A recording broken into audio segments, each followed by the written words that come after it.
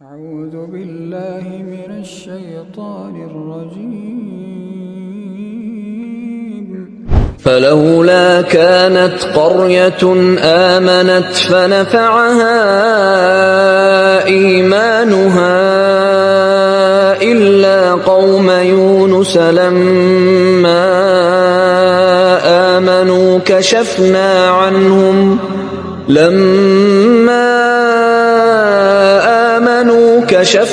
عنهم عذاب الخزي في الحياة الدنيا ومتعناهم إلى حين۔ بس کیوں ایسا نہ ہوا کہ کوئی بستی ایمان لائی ہو تو اس کو ایمان لانا نفع دے دیتا؟ یہ کبھی ہوا ہی نہیں ایسا، سوائے قوم یونس کے، کہ یونس علیہ السلام کی اجتہادی خطا جو ڈیبٹ تھی وہ کریڈٹ بن گئی ان کے امت کے حق میں، کہ چونکہ ان کے وقت کے پیغمبر نے اللہ کی وحی کے انتظار کے بغیر وہ جگہ چھوڑ دی تھی، اللہ نے اس کا بینیفٹ ان کی قوم کو دے دیا۔ جب وہ ایمان لے آئے تو ہم نے دور کر دیا، ان سے کھول دیا دنیا کی زندگی کی رسوائی کا عذاب، اور ہم نے انہیں دنیا میں لطف اندوز ہونے کے لیے ایک اور مدت فراہم کر دی۔ اللہم احسن عاقبتنا فی الامور کلیہا واجرنا من خزی الدنیا وعذاب الآخرہ، آمین۔ تو یہاں پر وہ عذاب ہم نے ان سے دور کر دیا، یعنی وہ عذاب آیا ہوا تھا، اس کے آثار نمایاں تھے، پھر اللہ تعالیٰ نے وہ کھول دیا، وہ جس شکل میں بھی تھا، کوئی بادل آئے ہوئے تھے پھر کھول دیے۔ وَلَوْ شَاءَ رَبُّكَ لَآمَنَ مَن فِي الْأَرْضِ كُلُّهُمْ جَمِيعًا أَفَأَنْتَ تُكْرِهُ النَّاسَ حَتَّى يَكُونُوا مُؤْمِنِينَ۔ اگر تمہارا رب چاہتا تو جتنے لوگ زمین میں آباد ہیں سب کے سب مومن ہو جاتے۔ اس کا کیا مطلب ہے کہ اگر اللہ تعالیٰ زبردستی ہدایت دینا چاہتا، اس کا یہ مطلب نہیں ہے کہ اللہ تعالیٰ یہ چاہتا ہے کہ لوگ جہنم میں جائیں۔ یہ رسول اللہ کو سنگولر کے صیغے سے تسلی دی جا رہی ہے کہ اگر اللہ تعالیٰ نے زبردستی ایمان دینا ہوتا نا تو دے دیتا سب کو، لیکن اللہ تعالیٰ یہ چاہتا ہے کہ لوگ خود سے اپنی چوائس سے مجھے چوز کریں۔ تو اے نبی، کیا آپ لوگوں کو مجبور کرنا چاہتے ہیں یہاں تک کہ وہ ایمان لے آئیں؟ یعنی آپ نے زبردستی نہیں کرنا۔ حضور ٹینشن ہی بڑی لیتے تھے کہ میں دعوت دے رہا ہوں لوگ قبول نہیں کر رہے، تو حضور کو کہا گیا آپ نے ٹینشن نہیں لینی، جنہوں نے جہنم میں جانا ہے جائیں۔ وَمَا كَانَ لِنَفْسٍ أَن تُؤْمِنَ إِلَّا بِإِذْنِ اللَّهِ وَيَجْعَلُ الرِّجْسَ عَلَى الَّذِينَ لَا يَعْقِلُونَ۔ اور کسی جان کے لیے یہ ممکن ہی نہیں ہے کہ وہ ایمان لے آئے مگر اللہ کے اذن سے۔ مراد یہ کہ صرف کوشش بھی کوئی چیز نہیں ہے، اللہ کی طرف متوجہ بھی ہوں، تقدیر پلس کوشش دونوں مل کے کمپلیشن کی طرف جاتے ہیں۔ ربنا لا تزغ قلوبنا بعد اذ هديتنا وهب لنا من لدنك رحمة انك انت الوهاب، آمین۔ اور اللہ تعالیٰ کی سنت ہے کہ وہ گندگی ڈال دیتا ہے ان لوگوں پر جو بے سمجھ ہیں، یعنی جو اپنی عقل کو استعمال نہیں کرتے ان پر اللہ گندگی ڈال دیتا ہے، انہیں حق بات سجائی نہیں دیتی، اور دوسروں کو اللہ تعالیٰ ان کی کوشش کی سبب ایمان دے دیتا ہے۔ اس کو آپ دنیا میں مثال سے سمجھیں، ایک ہی بارش برستی ہے نا، زرخیز زمین پر برستی ہے تو وہاں سے کھیتی نکلتی ہے، اور گندگی کے ڈھیر پہ جب وہ بارش پڑتی ہے تو بدبو نکلتی ہے۔ اس میں بارش کا قصور نہیں ہے، اس گندگی کے ڈھیر کا ہے۔ ایک شخص نے اپنے آپ کو خود گندگی کا ڈھیر بنا لیا کہ اس نے حق بات قبول نہیں کرنی، تو اس کا رزلٹ یہی نکلنا ہے۔ قُلِ انظُرُوا مَاذَا فِي السَّمَاوَاتِ وَالْأَرْضِ وَمَا تُغْنِي الْآيَاتُ وَالنُّذُرُ عَن قَوْمٍ لَا يُؤْمِنُونَ۔ اے نبی، ان سے فرماؤ کہ غور کر کے دیکھو آسمانوں اور زمین میں جو اللہ کی قدرت کے اتنے بڑے بڑے کرشمے ہیں، فزیکل فینومینا آف نیچر، لیکن اللہ تعالیٰ کی نشانیاں قدرت کی اور پیغمبر جو ڈر سنانے کے لیے آتے ہیں وہ ان لوگوں کو نفع نہیں دے سکتے کہ جو ایمان نہیں لانا چاہتے۔ ان کا کوئی علاج نہیں ہے. وہی ڈاکٹر صاحب جو فرمایا کرتے تھے نا کہ سوئے ہوئے شخص کو تو آپ جگا سکتے ہیں, جو آنکھیں بند کر کے مکرا بن کے لیٹا ہے وہ تو پہلے ہی جاگ رہا ہے, اب آپ اس کو کہہ رہے ہیں آنکھیں کھول, وہ کیوں کھولے؟ اس کا کوئی علاج نہیں ہے. فَهَلْ يَنْتَظِرُونَ إِلَّا مِثْلَ أَيَّامِ الَّذِينَ خَلَوْا مِنْ قَبْلِهِمْ قُلْ فَانْتَظِرُوا إِنِّي مَعَكُمْ مِنَ الْمُنْتَظِرِينَ. بس یہ مشرکین عرب کیا انتظار میں ہے اس طرح کے عذاب کے کہ جو ان سے اگلے قوموں کے اوپر گزر چکا, کہ ان پہ بھی وہی عذاب آ جائے. اے نبی ان سے فرماؤ کہ تم بھی انتظار کرو, میں بھی تمہارے ساتھ انتظار کرنے والوں میں شامل ہوں. پھر یہ انتظار ختم ہوا. غزوہ بدر عذاب کی پہلی قسط تھی مشرکین عرب پہ, پھر غزوہ خندق جس میں مشرکین عرب نے مسلمانوں کو پاور پھر الٹیمیٹلی صلح حدیبیہ پہ جا کے تسلیم کر لیا. حضور کے کیس میں جو عذاب استحصال ہے وہ صحابہ کی تلواروں کے ذریعے آیا. سورہ التوبہ آیت نمبر 14.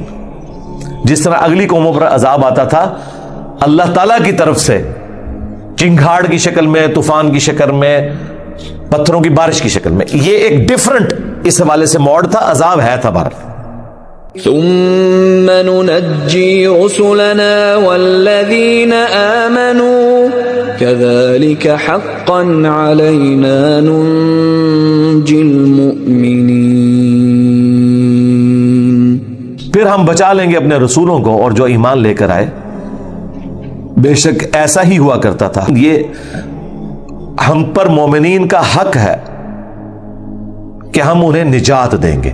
یہ صحابہ کرام کو بھی تسلی دی جا رہی ہے کہ آپ کے کیس میں بھی الٹیمیٹلی ایک دن آئے گا کہ آپ کے پیغمبر اور آپ رسول اللہ کے جو جانثار ساتھی ہیں ان کو نجات ملے گی اور آپ کے مخالفین تباہ و برباد ہوں گے. قل یا ایھا الناس ان کنتم فی شک من دینی فلا اعبد الذین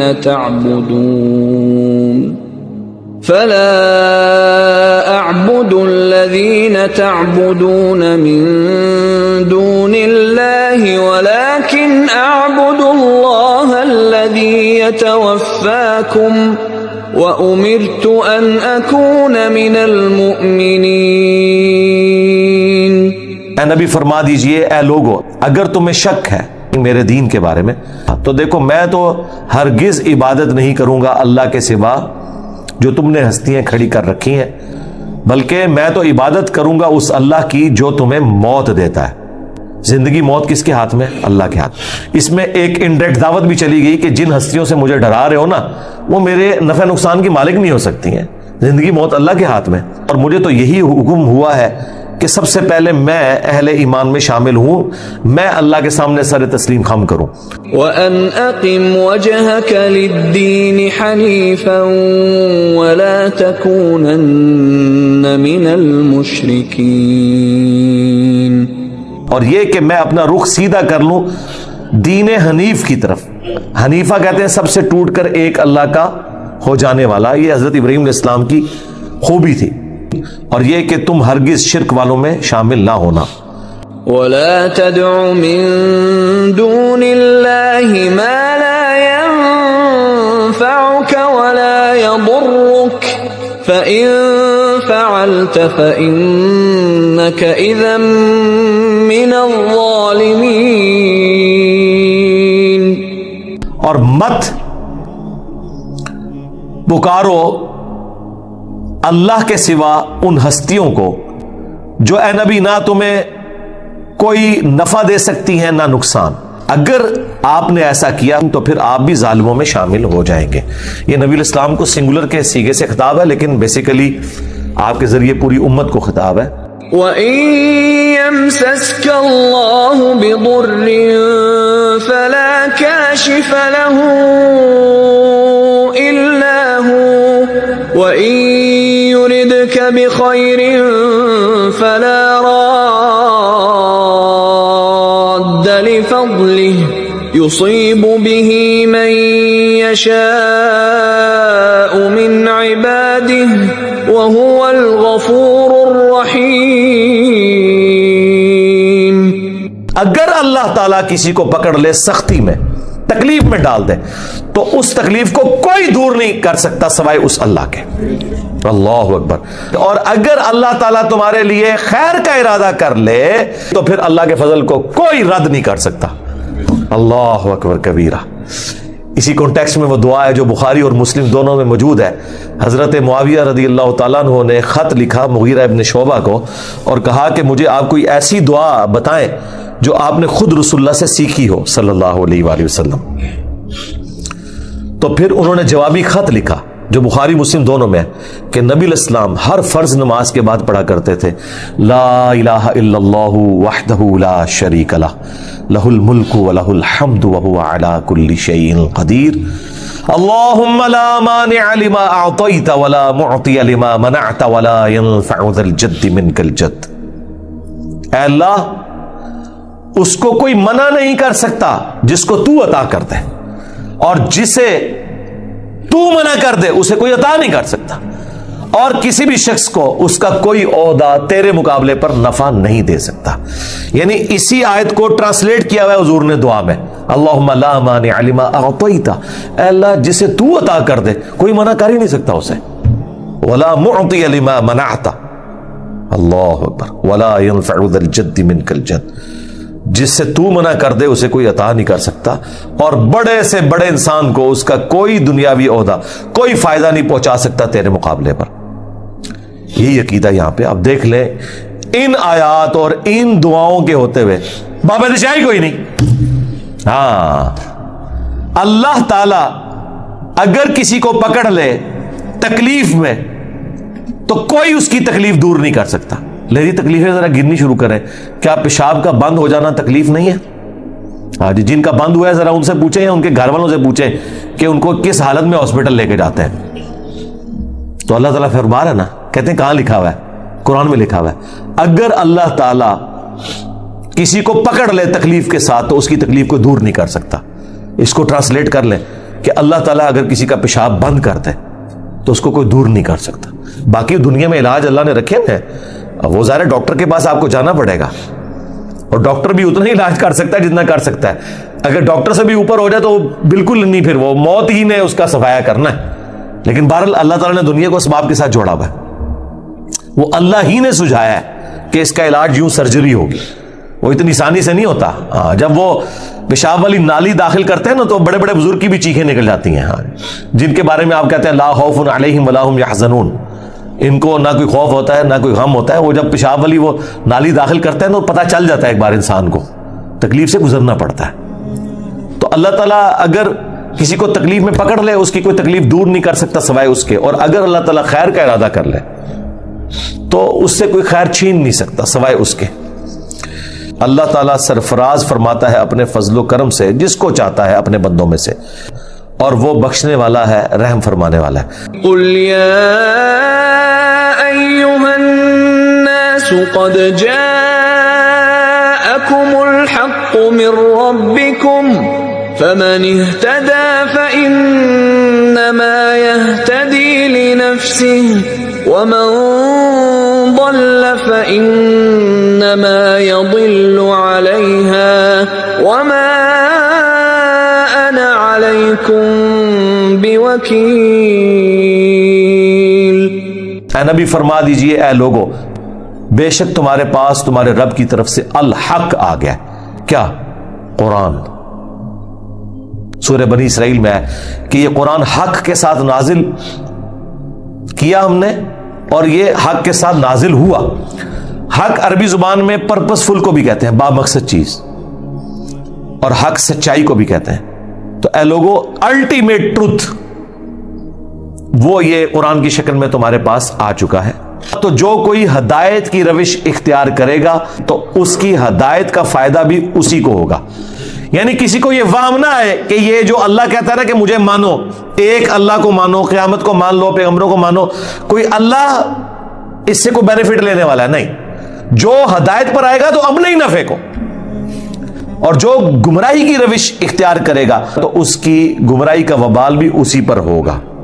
اور اے نبی ساتھ ان کو یہ بھی بتا دو کہ میں تم پر کوئی وکیل نہیں ہوں، نگران نہیں ہوں، یعنی اس حوالے سے بھی کوئی وکیل نہیں ہوں کہ میں تمہیں بار بار دعوت دوں اور پھر میں چیک کروں کہ دعوت قبول کر رہے ہو یا نہیں؟ جب تک قبول کر نہ لو اس وقت تک تمہیں دعوت دیتا رہوں، اور اس حوالے سے بھی کوئی وکیل نہیں ہو کہ قیامت کے دن اللہ کی بارگاہ میں تمہارا مقدمہ لڑوں جبکہ تم نے حق بات قبول نہیں کی۔ جو بخاری مسلم میں آیا ہے کہ دیکھو میں نے تمہیں بتا دیا کہ تم نے جانوروں کی زکات دینی ہے، ایسا نہ ہو قیامت کے دن کوئی شخص اپنی گردن پہ اونٹ اٹھائے ہوئے ہو، اونٹ کس نے اٹھانا ہے؟ اونٹ چڑھا ہوگا اس کی گردن پہ عذاب کے طور پہ، اور وہ چیخے مارے اغثنی یا رسول اللہ، جو ہم اپنی اسکول لائف میں بیج لگایا کرتے تھے، یا رسول اللہ ہماری مدد کیجئے۔ اور یہ جو الفاظ بخاری مسلم کی جس حدیث میں ہے نا، اس میں تو مطلب ہی کچھ اور ہے اغثنی یا رسول اللہ کا، کہ تم کہو گے اغثنی یا رسول اللہ اور میں کہوں گا میں نے دنیا میں تمہیں بتا دیا تھا، آج میں تمہارے کچھ کام نہیں آؤں گا۔ کسی کی گردن پہ گائے سوار ہو، کسی کی گردن پر بکری سوار ہو اور وہ چیخے مار رہا ہو، میں نے اللہ کا پیغام تم تک پہنچا دیا تھا۔ اور یہ بات یہاں پہ بھی آ رہی ہے، وما انا علیکم بوکیل، اے نبی آپ ان سے کہہ دیں، کیونکہ کل کے سیغے سے یہ آیت شروع ہوئی تھی، میں تمہارے اوپر کوئی وکیل بھی نہیں ہوں، ہاں جی، میں نے کوئی تمہاری طرف سے اس طرح کا مقدمہ نہیں لڑنا کہ تم اللہ کے باغی ہو۔ ہاں اللہ تعالیٰ جب اذن دے گا اور پھر فرمائے گا کہ فلاں شخص کی سفارش آپ کریں، تو وہ بھی اللہ کے اذن سے رسول اللہ کریں گے، خود دھونس اور زبردستی سے آپ علیہ السلام سفارش نہیں کر سکتے، سیدھی سی بات ہے۔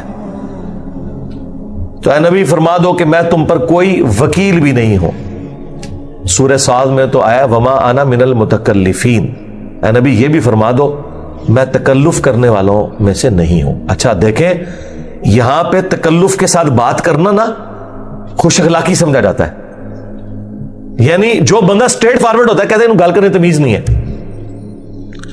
اور رسول اللہ کی خوبی یہ بیان کی جا رہی ہے کہ آپ اسٹریٹ فارورڈ ہیں۔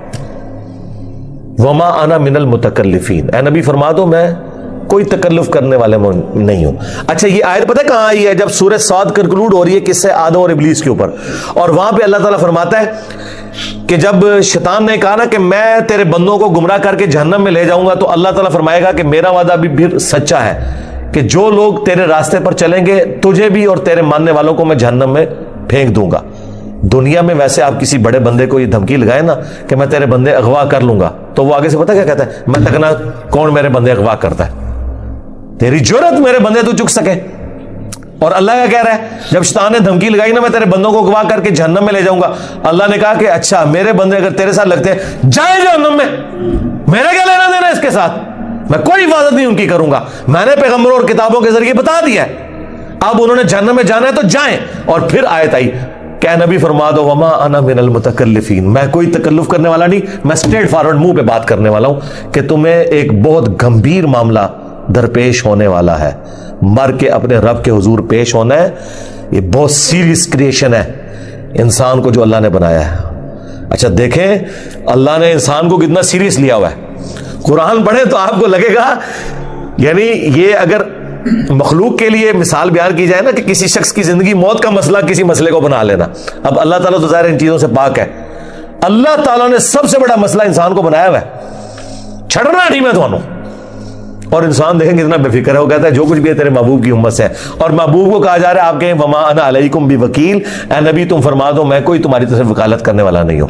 اب مجھے بتائیں میں اس کے بعد یہ کیوں نہ کہوں کہ مرنے سے پہلے اے مسلمان کر لے اس پہ غور، کتابوں کا خدا اور ہے، بابوں کا خدا اور، کتابوں کا پیغمبر اور ہے۔ یہ کتابوں کا پیغمبر وہ ہے جو یہ کہتا ہے وما انا علیکم بوکیل وما انا من المتکلفین، اور یہاں کہتے ہیں کہ جی وہ زبردستی بابے چھڑا لیں، اور بابے کو کسی نے کھنگڑ نہیں دینا۔ جو شفاعت بالاذن ہے اس کو ہم مانتے ہیں، شفاعت سے متعلق صحیح عقیدہ وہ میری ویڈیو آپ دیکھ لیں، وہ ہم مانتے ہیں۔ وہ شفاعت صرف نبی علیہ السلام نہیں کریں گے، تمام انبیاء کریں گے، فرشتے کریں گے، اللہ کے نیک بندے بھی شفاعت کریں گے، لیکن اللہ کے اذن کے ساتھ۔ واتبع ما يوحى إليك واصبر حتى يحكم الله وهو خير الحاكمين۔ اور اے نبی آپ بھی خود پیروی کریں اس وحی کی جو آپ کی طرف آ رہی ہے۔ یار یہ قرآن کی خوبصورتی ہے، نبی علیہ السلام کو بھی اسی طریقے سے قرآن و سنت کو فالو کرنا ہے جس طرح آپ کے امتیوں کو۔ آپ ذرا اس کا ٹیسٹ فیل کریں کہ اللہ کے مطیع ہونے میں اللہ کی نظر میں ایک گنہگار شخص ایک پیغمبر کے برابر ہے. اس نے بھی 5 وقت نماز پڑھنی ہے, اس نے بھی پڑھنی ہے. مرتبے کی بات نہیں ہو رہی, اوبیڈینسی کی بات ہو رہی ہے. وہ بھی غلط کام کرے گا تو قرآن میں 3 جگہ آ گیا. سورہ یونس میں آپ پڑھ چکے ہیں, سورہ الانعام میں, سورہ الزمر میں. قل انی اخاف ان عصیت ربی عذاب یوم عظیم. اے نبی تم فرماؤ کہ میں تو خود ڈرتا ہوں اس بات سے کہ بالفرض اگر میں نے بھی اپنے رب کی نافرمانی کی تو بڑے دن کا عذاب مجھے بھی آ پکڑے گا. اندازہ کرو. اور پھر اس پہ جو مور ہے بخاری مسلم کی حدیث, اے نبی کی بیٹی فاطمہ میرے مال سے جو لینا ہے لے لے, اگر اللہ کے حضور تو پکڑی گئی تو میں تیرے کچھ کام نہیں آؤں گا. اے نبی کے چچا عباس, اے نبی کی پھوپھی صفیہ, ایک ایک رشتے کو حضور نے خطاب کر کے کہا, کیونکہ سورہ شعراء میں آیت نازل ہوئی تھی کہ اے نبی اپنے قریبی رشتہ داروں کو ڈر سنائیے. پھر حضور نے ایسا ڈر سنایا. اب اندازہ کریں اگر حضرت عباس, حضرت صفیہ اور سب سے بڑھ کر سیدہ فاطمہ کا یہ سٹیٹس ہے کہ حضور ان سے کہہ رہے ہیں کہ اگر اللہ کے حضور پکڑے گئے تو میں کچھ کام نہیں آؤں گا, اگرچہ وہ قطعی جنتی ہیں.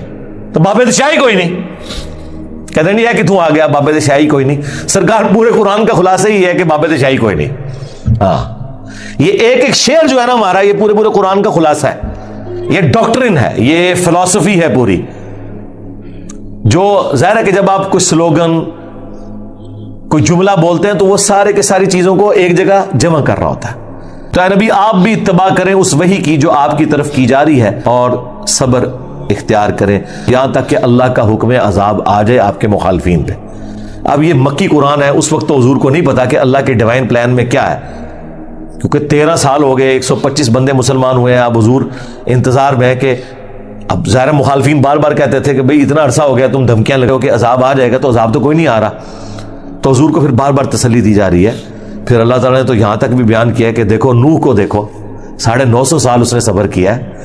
آپ کے 13 سال تو 950 سال کے مقابلے میں شاہی کوئی نہیں ہے. تو حضور کو سورہ ہود میں ہے کہ ہم انبیاء کے واقعات آپ سے اس لیے بیان کرتے ہیں تاکہ آپ کا دل مضبوط کریں ہم, کہ اگر اگلے انبیاء کو ان تمام تکالیف سے گزرنا پڑا ہے تو آپ کو بھی آج گزرنا پڑ رہا ہے. تو یہ اللہ کی سنت ہے کہ اس تکلیف سے آپ کو گزرنا پڑے گا. صبر کیجئے یہاں تک کہ اللہ کا حکم آ جائے, اور وہی سب سے بہتر فیصلہ فرمانے والا ہے. اس سے یہ بھی پتہ چل گیا کہ نبی کا کوئی اختیار نہیں ہے عذاب لانے میں, معجزہ دکھانے میں. اللہ نے فیصلہ کرنا ہے کہ کب عذاب آنا ہے, کب معجزہ دکھانا ہے. اب اس وقت نیکسٹ اسٹریٹجی آپ نے کیا اڈاپٹ کرنی ہے, ایک ایک چیز کا فیصلہ اللہ نے کرنا ہے.